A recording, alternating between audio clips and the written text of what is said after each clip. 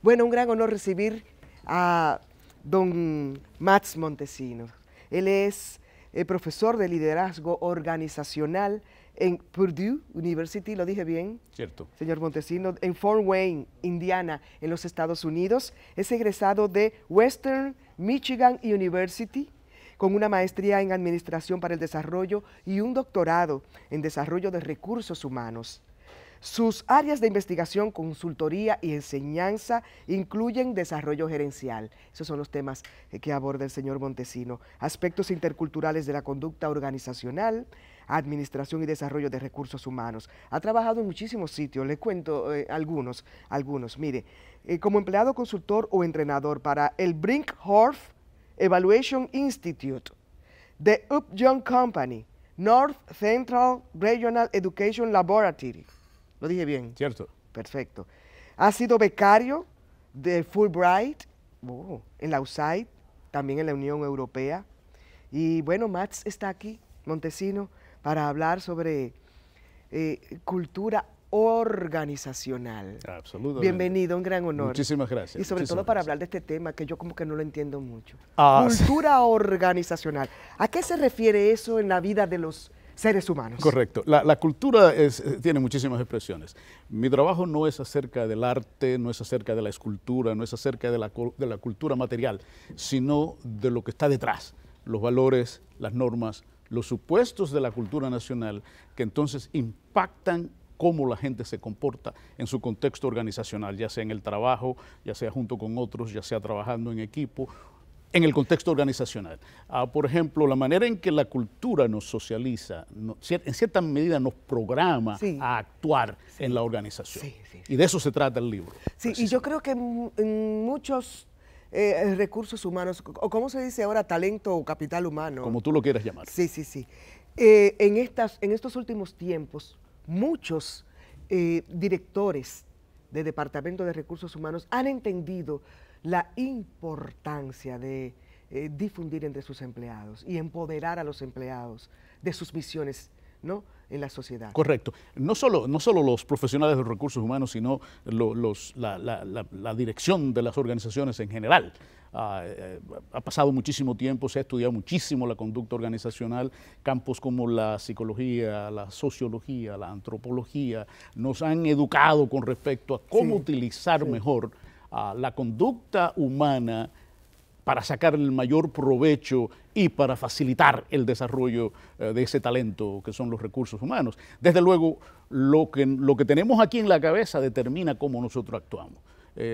Muchos pensadores y autores hablan de la programación mental que deviene de la cultura.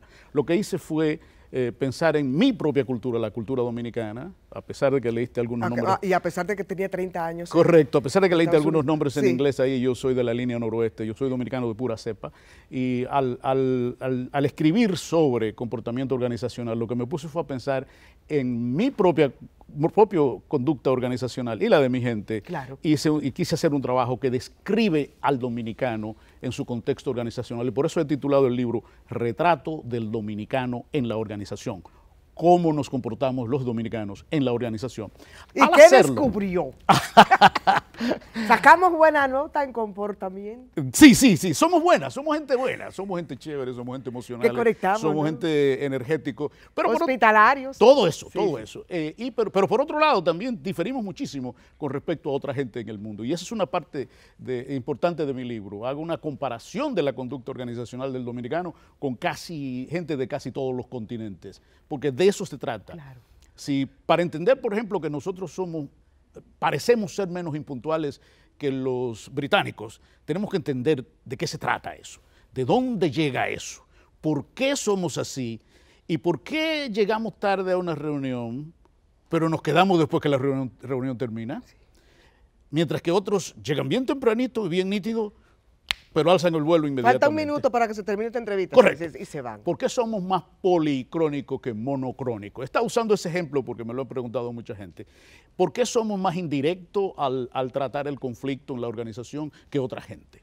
¿Por qué somos más emocionales y ponemos un poco más del corazón que de la cabeza en muchísimos aspectos? Todo esto tiene implicaciones, enormes implicaciones conductuales que entonces tienen consecuencias organizacionales. Y cómo, de eso se trata mi libro. ¿Cuáles son las herramientas, ¿no?, para crear una cultura organizacional en una empresa, por ejemplo, como un canal de televisión? Este es el canal oficial, ¿no?, del canal del Estado, Canal 4 RD. Es decir, si yo acudo a usted para que me asesore en implantar o implementar una cultura organizacional, ¿por dónde empieza? Cortando cabeza, todo lo que empieza por definir que una cultura organizacional no se implanta, sino que se desarrolla. Empieza por concebir que una cultura organizacional se crea, que una cultura organizacional se moldea, que requiere mucho tiempo, que requiere mucho esfuerzo, que representa muchísimos simbolismos y que tiene que empezar desde arriba. Y por tanto no es fácil ni significa cortar cabezas, sino significa analizar cómo se han hecho las cosas, por qué se han hecho las cosas, de dónde viene el comportamiento de la gente y cómo entonces, basado en un análisis de las necesidades específicas de la organización, podemos empezar a trabajar. Y cambiar una cultura requiere de un trabajo a largo plazo, que tampoco es una receta. Y sobre todo en un país como el nuestro, que tiene sus singularidades. Claro. Por ejemplo, se ha criticado muchísimo el nepotismo. Por ejemplo. Es decir, no importa qué capacidad usted tenga, pero si usted es cercano al jefe de la organización o del... Hay un capítulo que trata de esto. Y sucede con más frecuencia en los estamentos estatales. Claro. ¿Me equivoco? Pero permea también el empresariado y hasta en las organizaciones sin fines pecuniarios. Pero obviamente en el ámbito de la administración pública... ¿Qué tan negativo redunda en la organización? Redunda enormemente en el desmedro del mérito, redunda enormemente en el desincentivo a la capacitación, a la efectividad personal. Si a fin de cuentas... En el desarrollo de la institución. Y en el desarrollo institucional, ni modo. Obviamente, si otros criterios valen más que tu propia capacidad, que tus propios logros, la motivación de logro se desmejora y obviamente eso tiene consecuencias nefastas. Claro. Pero también hay que tomar en cuenta que el nepotismo resulta de condiciones sociales de nuestra propia sociedad. Los dominicanos somos extremadamente solidarios al interior de nuestra familia extendida, y ese es un elemento que, en vez de mirarlo con malos ojos, lo que los gerentes, administradores, líderes organizacionales efectivos deberían hacer es usarlo y transferir esos valores positivos de la familia extendida a nivel de la organización, a nivel de la comunidad y a nivel de la nación. De eso justamente trata mi libro. Sí, precisamente, y que se pone en circulación hoy. Se pone en circulación hoy es viernes, día 1 de febrero. Qué bueno, iniciando el mes. Si no recuerdo mal. Sí, así es. Justo, lo vamos a hacer en el Centro del Libro de Librería Cuesta, esta tarde a las 6 de la tarde. Estamos todos invitados. Todos estamos invitados, es a las 6 de la tarde en el Centro Cuesta. Mañana lo vamos a poner en circulación en la comunidad de donde yo soy, en el Distrito Municipal de Guatapanal, en Valverde Mao. En Valverde Mao. Correcto. Sí. El martes próximo vamos a hacer un acto en la Universidad Guapa en Santiago a las 6 de la tarde. Pero todo un itinerario que tiene. El miércoles 13 lo vamos a poner en circulación en la Universidad en Utesa, Mao. Esa es la ciudad capital de mi provincia. Exactamente. Correcto, a las 6:30 de la tarde en Utesa, Mao. El 8 de marzo, ya de regreso a Indiana, lo vamos a poner en circulación en el periódico El Mexicano, que es el único periódico en español en esa área de Indiana, donde vivo. Donde usted vive hace muchos años, ¿eh? Sí, a las 5 de la tarde.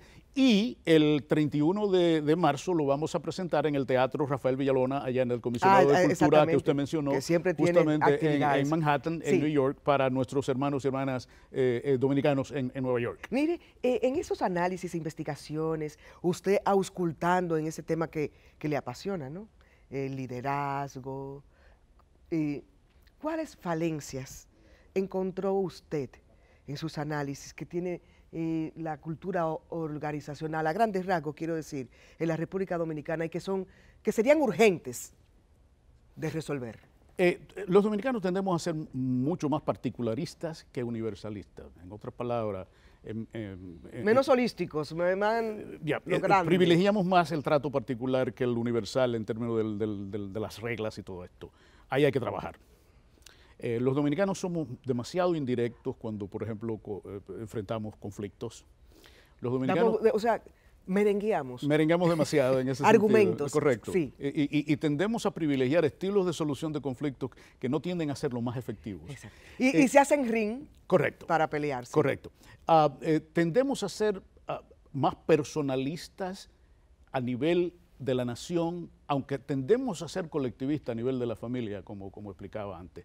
Tendemos a ser bastante, mucho menos asertivos que lo que demanda la contemporaneidad en materia de comportamiento organizacional. Cuando usted habla de asertivo, quiere decir de tomar iniciativas. No solo tomar iniciativas, sino... Para mejorar tu desempeño. Correcto, sino además enfrentar situaciones, autoempoderarte cuando no te empoderen, ponerte en el lugar que debes estar, hacer valer tus acciones, claro, tus pensamientos, claro, tus deseos, etcétera, etcétera.